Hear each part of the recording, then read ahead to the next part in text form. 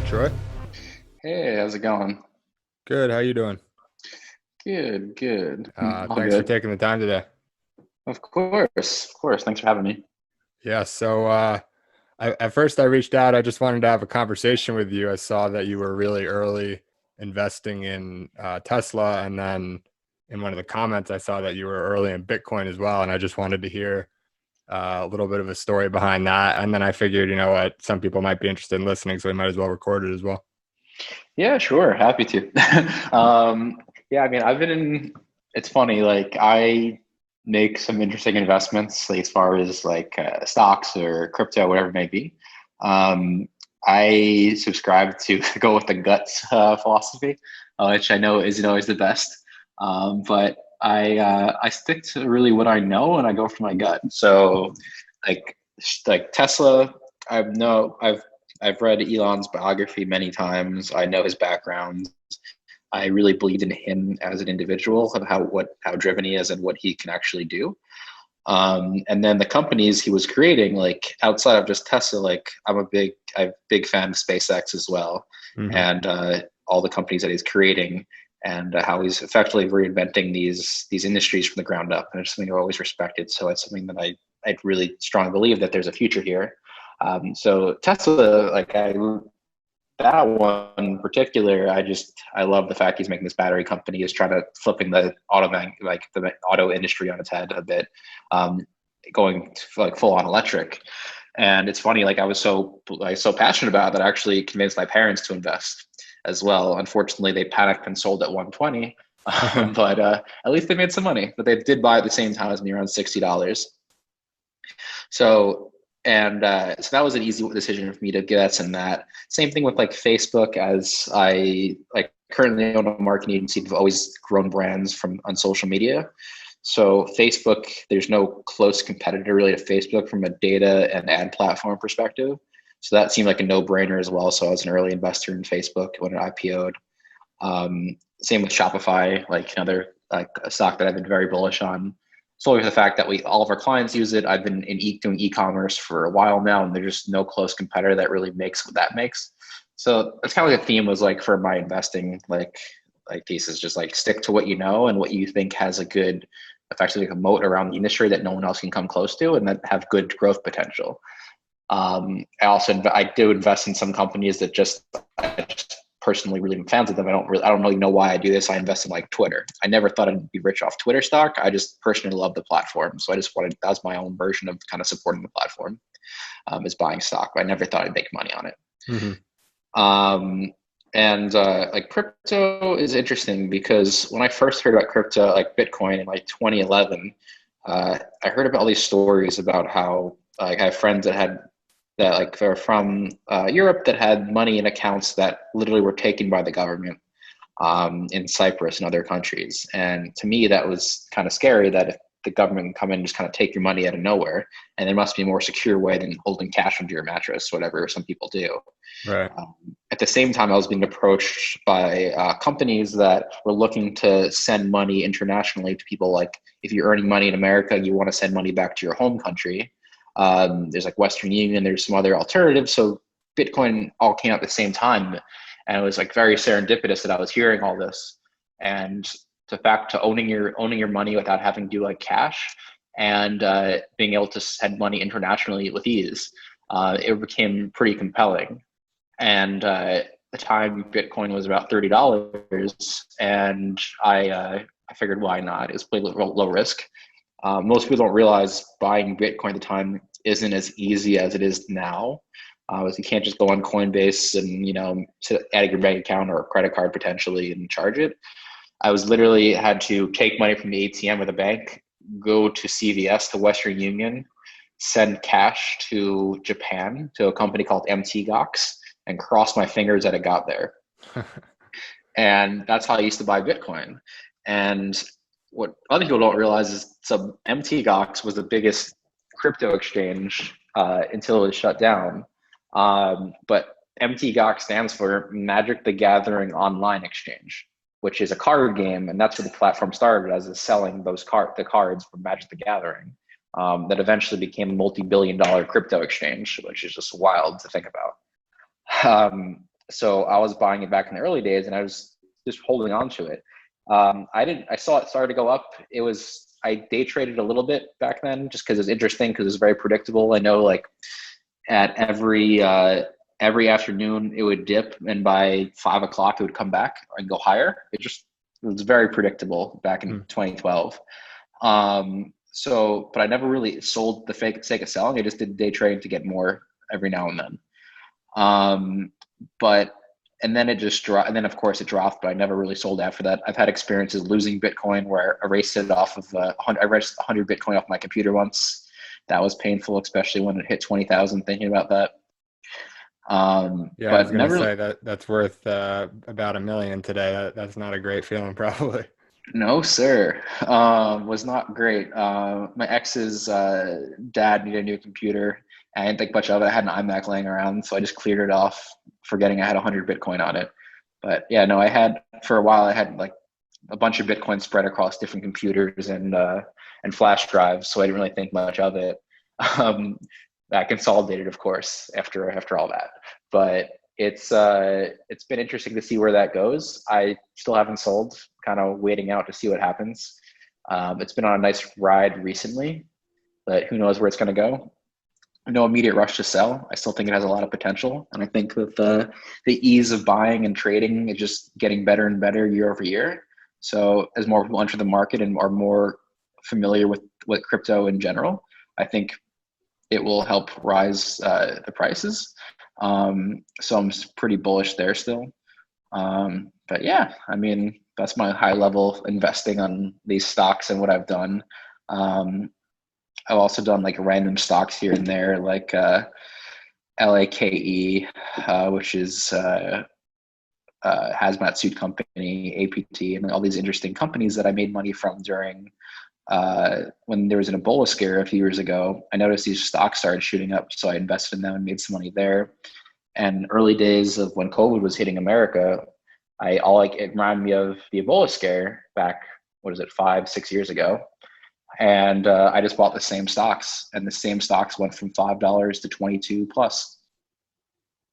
Yeah, that's super interesting. I have a lot to dig in based on all of that. I didn't expect such a fulsome thesis across the board, and I know it's not, maybe like a professional investor take, but frankly, I really prefer. I'm very far from it. Yeah, I prefer the types of rationales that you just gave, though, and I've been doing the same. I think, the Warren Buffett strategy obviously has worked extremely well for him and has worked for anyone who's done anything like him for the last 100 years. But I don't know. I tend to believe that, times always seem different than they were in the past, but I tend to think that now they truly are, accelerating very quickly, and the things that worked in the last 20 years might not work in the next 20.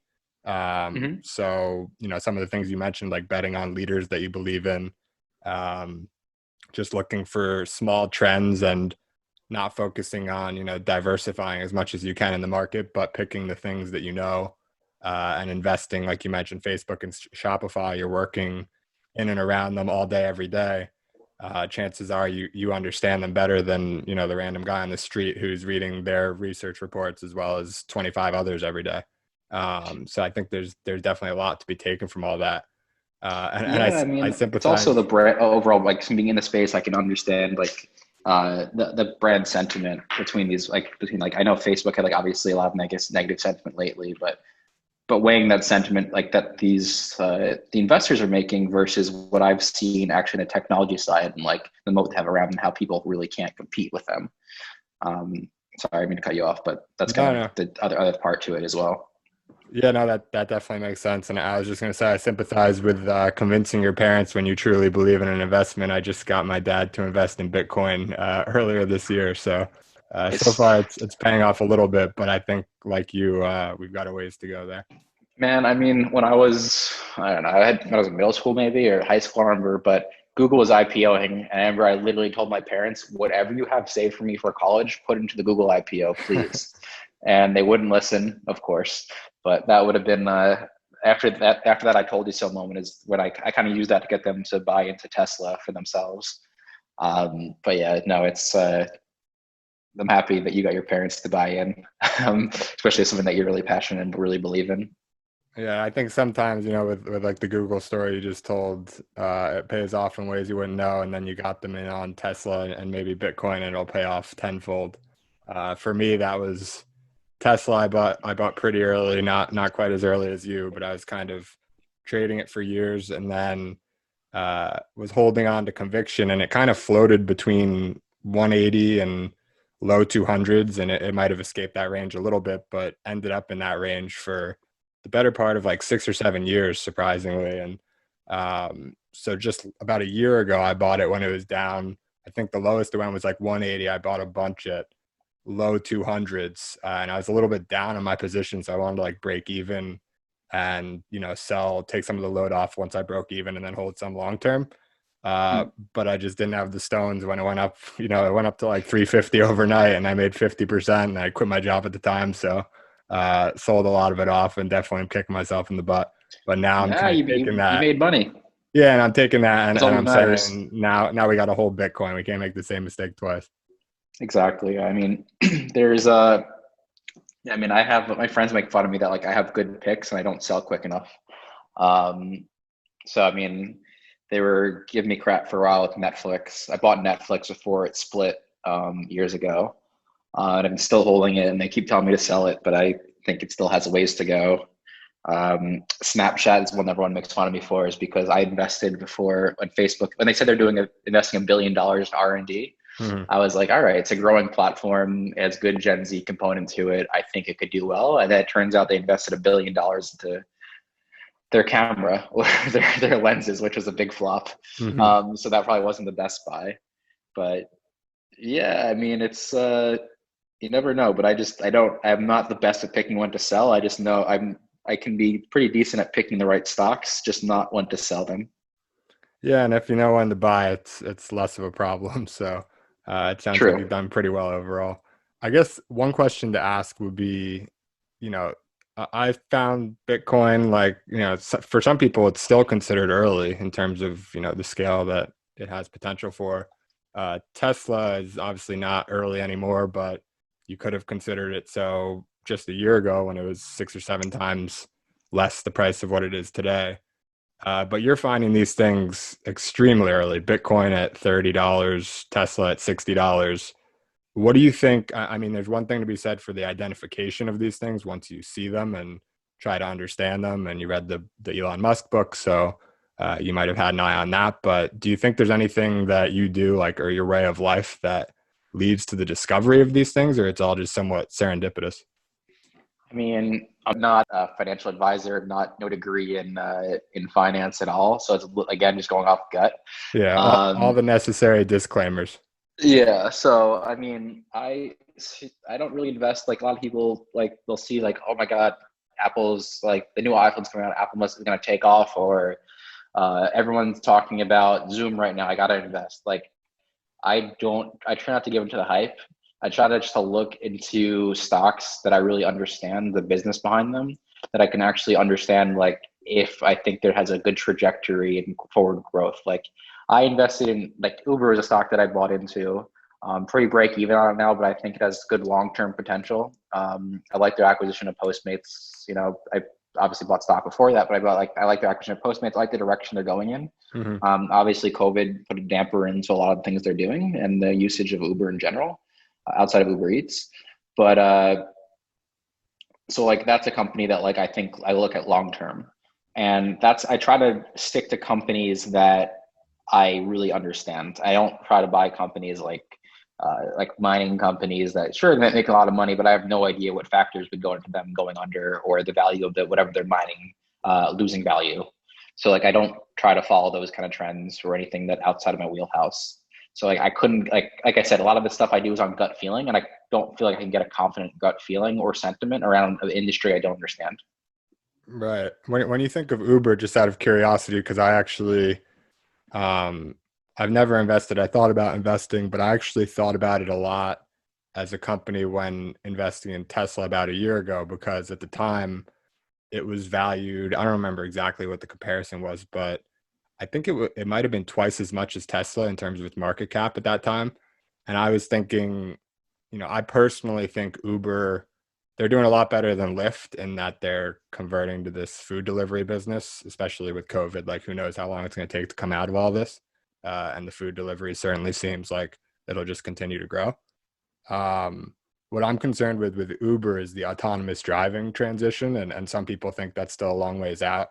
I tend to believe, with regulation being the biggest asterisk, that the technology will be here in large part sooner than most people think.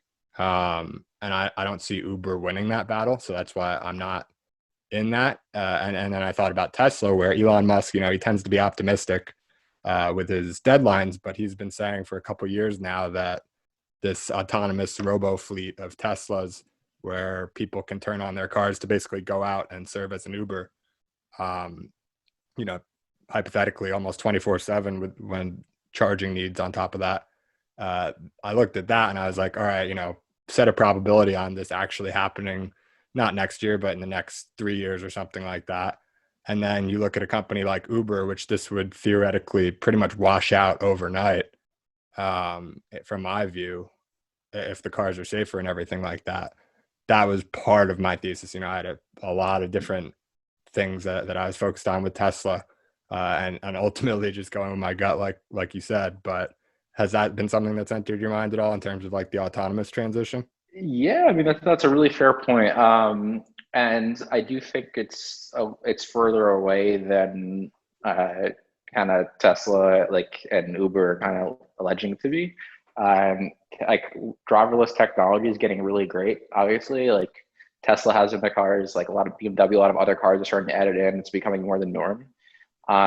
It's still not legal at a lot of state levels. So I think like regulation is going to be a big factor to get it actually rolled out across the country. And I think there's going to be a lot of, it's a weird phenomenon that people aren't going to be used to for a bit. Like I think most people aren't going to be comfortable with autonomous driving in its early form. I think it will take years for that to become the norm and adapted. People to adapt to that kind of technology and trust that they're safe without seeing a driver behind that wheel. So over time, it could shift over. I mean, Uber has the same pledge that they wanted to get to autonomous fleet. So I mean, who knows who gets there first or how that works? But I don't see that happening overnight, and I think it's not gonna be an overnight thing where like flip the switch one day. It's like, oh, crap, Uber's out of business. Tesla's got this covered. Right. I think it'll be a long fight. Yeah, that we can also see the writing on the wall. Exactly. That makes sense. And then Uber's also expanding in beyond just Uber and Tesla actually are expanding just outside of just that into freight shipping, and now Uber has Uber Eats plus Postmates, and really expanding into more than just get you to A to B, but also get your packages from A to B, or your food to delivered, or whatever. They have courier service and everything else they're expanding into. So last couple questions on the investing front. First is, I'd love to get a sleeper pick from you on something that's in your portfolio now, or that you're watching closely that not a lot of people are talking about. If you have one, I certainly wouldn't. Pretty mainstream and known stuff, but if you have one. And then second, just to hear any predictions you might have for Bitcoin in the next, year, 5 years, 10 years, whatever it might be. Yeah, I mean, like I haven't really been buying much as of late. I've been kind of more precautious about how the market's gonna head the next coming months. So I haven't been really actively buying outside of like cliche buying like cruise line stocks like over the last few months. So I don't really have any sleepers. I just haven't really been buying. Mm-hmm. Like the one stock that I always recommend, that I always love, just in a company that I actually worked with, is called Watsco, which is actually exciting. I just noticed they hit their all-time high today. The ticker is WSO. They have really great dividends, and it's just a really great company that keeps growing and growing. That is a big player in the heating and cooling space, like air conditioning.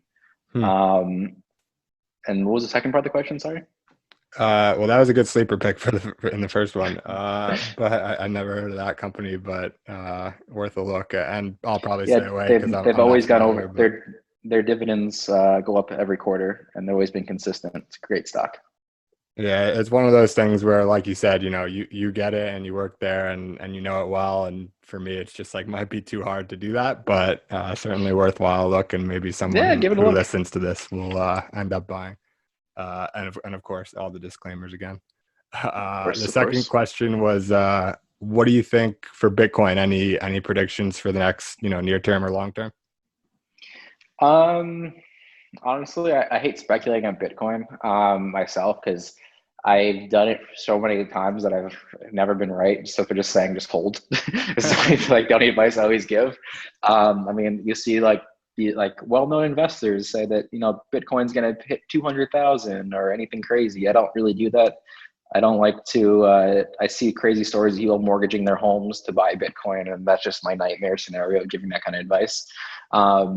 I just, as I said, I'm confident in the technology becoming more mainstream, and the ease of purchasing is getting better and better day in and day out. Whether it's the Bitcoin ATMs to the Coinbase of the world, making it easy access for everyone to purchase the coins they want to purchase. So I will not speculate a number, but I'll say that I'm bullish on holding it for a good bit longer as the crypto market evolves. Yeah, I think hold is short and sweet, but pretty good Yeah, advice from my hodl if you perspective. will. Yeah, hold Yeah. on. So we talked enough about investing. I think I would like to talk about what you do best, what you do for your day job with being a self-described DTC nerd, growth marketer. I don't know exactly what you do. It looks like it's a lot of social media marketing for direct-to-consumer brands, but I'd love to hear more about it and anything that's interesting that you're working on.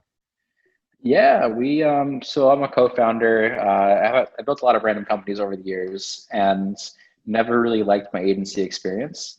And my partner Michael and I kind of bonded over that when we met, how we always really didn't enjoy working with agencies that we have in the past. So we kind of wanted to reinvent the agency model and grow a team of entrepreneurs and grow brands the way that we grew our own.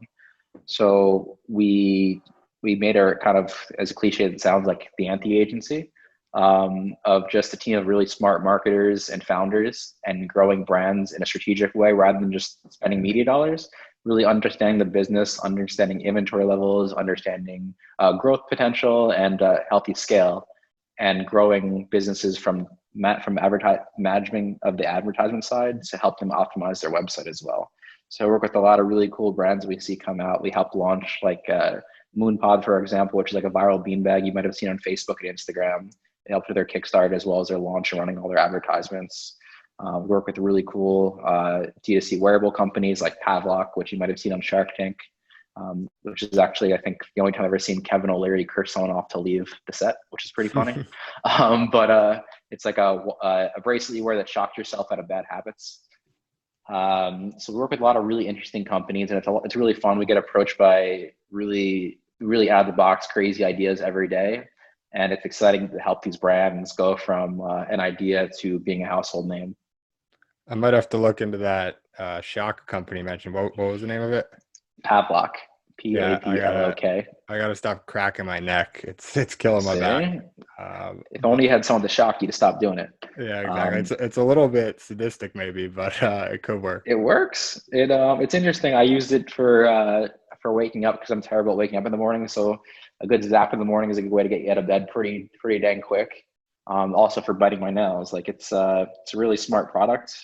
And then we have like a new one that's getting a lot of attention online called Levels that we're working with. Levels Health helps monitor glucose levels, so you can monitor like what foods you're eating actually can affect your glucose level, which can make you like tired during the day. But it's really fun to see the companies that are helping grow right now. Is that levels? It sounds familiar. It might be. I heard something like that from Rhonda Patrick. Is that her thing, or that's something else? Maybe. Uh, she might be involved in it. I'm not sure. Just levelshealth.com. Yeah, I'll look into it. I would not be surprised if she was potentially using it. It's been getting a lot of attention from athletes lately. And on the waking up front, I have a recommendation. I recently put this snippet of a book next to my bed. It's from Marcus Aurelius' book Meditations. There's a really good quote on, it basically just convinces you to get out of bed when you look at it. So Maybe I'll send you that after this. Yeah, send it away. Love to see it. So in terms of what you're doing for these companies, are you focusing on the actual advertising campaigns, or are you also helping craft the brand and all of the marketing messaging and stuff like that? It's all of it, yeah. So I mean, it comes down to who we're targeting on advertising, how we're messaging them, optimizing the messaging to make sure it's exactly on point for what the potential end customer wants to see, and also what's resonating most with them for the creative and through the whole set experience. Like a typical agency, what they do is they'll throw ads at you and get you to click to to a website. But as you know, you don't make purchases from an ad; you make purchases from the website. So we help them optimize their entire website as well. So it's the most seamless, easy buying experience possible. So you get the most amount of sales. Hmm. And so I know we're running out of time today. And if you want to go a couple of questions longer, definitely feel free to let me know. But what I would like to ask about is your view, given working in this space, on the recent shift to e-commerce, how it's all kind of happened in the last 10 weeks. And by that, I mean, I saw some stat that it took about 10 years and I'm sure you've seen it, for e-commerce to grow from 5 to 16% of US retail sales. And in the past 10 weeks, whenever this chart came out a few weeks ago, it had already grown from 16 to 27. So it's basically 10 years growth in 10 weeks as a result Yep. of COVID. And some of that might backtrack, but I imagine a lot of it's here to stay. How is that affecting the businesses you're working with, maybe your business as a result of that? And just how do you see that affecting the landscape? Yeah, I mean, I think it really just accelerated. I don't see it going back. I think it just accelerated uh, the growth of e-commerce and the ease of it. It's because you have people that you expand the market of e-commerce because effectively you had a lot of people that never bought online or bought seldom online and usually bought in store. So sometimes if you're not familiar with like online experience, it becomes it's kind of intimidating. But when you actually go through a purchase for an online website, or like the biggest gainer of during this time, I'm sure, is an Amazon, for example. It's just like you see how easy that buying experience really is. Where I anecdotally saw it, like within my family, like my grandmother never shops on Amazon. She'll always go to the store and pick up everything herself. But of course, due to shelter in place and COVID and everything, she was forced to use Amazon, and she saw how easy it was. And she calls me every few days to tell her all the new stuff she's buying from Amazon and how great it is, and how easy it made her life now just to order everything on her iPad. So I don't think it's going away. I think it's just growing. And I think it just accelerated something that was going to happen either way, as more people get exposed to the ease of buying online. For us, as like we work with a lot of D2C brands, so we're noticing a big uptick in sales. A lot of our clients have been growing a lot during this time. Obviously, our retail clients unfortunately a bit of a pause until things reopen, but all of our online clients, our telehealth companies, our D2C brands, they're all really growing very strong right now. Yeah, I can imagine. And I definitely understand, a lot of people just are hesitant to try. And once you get them to try, there's no going back. So it's like something that could have taken a lot longer to accelerate and for people to adapt to, just happens overnight and very few go back. Exactly. So last question, if you have time for one more. Sure. I saw that you posted a picture of your first business card. I think you were not 9 years old, Yep. charging $5 an hour for computer lessons and around $50 it looked like for a website, which is a pretty good deal actually. I'd say so. So would love to hear. I often like to ask people what their first thing that they did for money was. I think it shows a lot of, it shows that you're a self-starter, shows a lot of drive. And I like to hear the stories. So would love to hear the story around how you got started with that. Yeah, for sure. So yeah, when I was about like 8 years old, 9 years old, I really wanted to like buy like, I think it was like Pokemon games at the time. That's the example I was used because I'm pretty sure that's what it was. And my parents were always were telling me to, my dad owned a nursing home, so he told me I can work in the nursing home and get paid minimum wage until I could, afford the game. And I didn't feel like going to work in the nursing home, so I was always trying to get different ways to make money when I was, even super young. So my first thing was, going door to door, offering to wash cars for all my neighbors. That was very time consuming. So then I realized I had a bunch of tapes that I wasn't watching. So I tried selling VHS tapes to my neighbors, and actually got the police called on me because I wasn't allowed to set up a stand in my neighborhood. So I realized can't do this. And at the time, there's a company called Angel Fire that let you build like a website builder if you knew basic HTML. So I taught myself basic HTML by right-clicking websites and viewing sources and editing everything line by line to see what everything did. And I used to bug my dad to drive me to Barnes and Noble so I can go look at the coding books there. And I used to take a notepad with me, and I'd handwrite all the code in my notebook because the books were super expensive. I couldn't afford them. It was like $3 a book because they're like college level books. So I used to handwrite them. And when I got home, I used to try all the code. And by doing this, I really learned how HTML worked, some JavaScript, and like some early back then code. And I realized all the local businesses didn't have websites. And I saw more and more businesses were going online. So I saw an opportunity to do something to make websites for these local businesses while giving me the chance to keep, furthering learning how to code. So I started making websites for all the local businesses. It ended up being always like $50 a pop for a website. But I jumped a lot of business by just going like to my dad's friends or going to local businesses and just offering them a new website to go online so they can display in their store. And that's really the first, I consider real business that I had, was just going around and making websites for all the local companies.